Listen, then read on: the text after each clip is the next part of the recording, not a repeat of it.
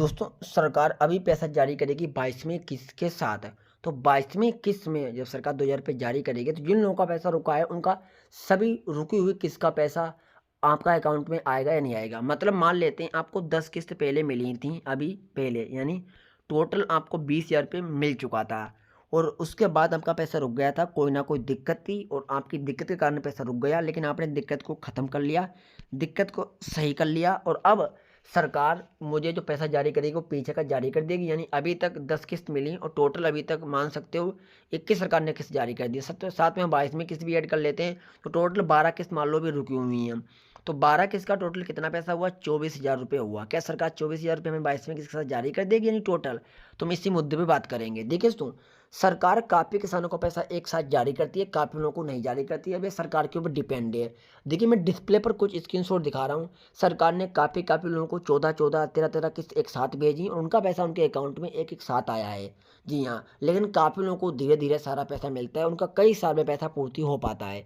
लेकिन मैं ज़रूरी जानकारी बता दूँ, अगर आपका सारा रिकॉर्ड सही है, सारा रिकॉर्ड सही करवा लेते हो, जब दोबारा पैसा चालू होगा तो आपको रुकी हुई किस्त का पैसा ज़रूर मिलेगा, क्यों ना वो आपको धीरे-धीरे मिले। जी हाँ, तो इस तरीके से मिलेगा। अब रुका पैसा आता किनको एक साथ है, कई-कई किस्त, वो सुनिए। अब जैसे मान लो सरकार ने आपकी 5 किस्त जारी की पहले, जी हाँ, मतलब जैसे मान लेते हैं पहली किस्त जारी की, वो भी आपका पेमेंट फेल हो गया, आपका बैंक अकाउंट आधार कार्ड से लिंक नहीं था, मान लेते हैं एग्जाम्पल।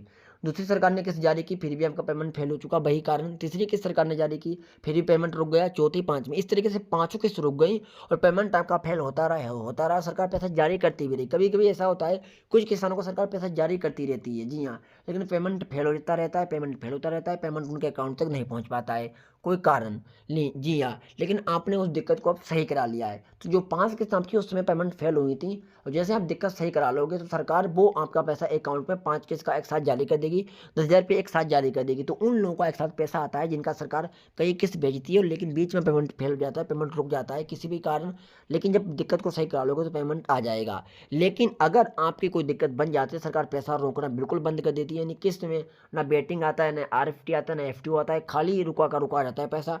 तो जब दोबारा पैसा चालू करोगे तो आप धीरे-धीरे सारा पैसा मिलेगा, एक साथ ना आने की पैसा काफ़ी कम उम्मीद है। जी हाँ, तो ये कंडीशन होती है, मैंने अपने खुद का एक्सपीरियंस आपको बता रहा हूँ। काफ़ी किसानों को 10-10 किस्त एक साथ आई क्योंकि उनका पेमेंट रुक गया था और मतलब बीच में फँसा था क्योंकि सरकार ने जारी किया और उनके अकाउंट तक नहीं पहुँचा कारण के कारण।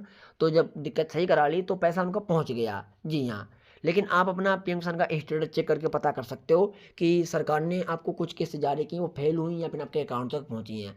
जब आप स्टेटस को ओपन करोगे वहीं से आपको कन्फर्म पता चल सकेगा कि कुछ किस्त सरकार ने जारी की या नहीं जारी की। समझ में अच्छे तरीके से आ गया होगा।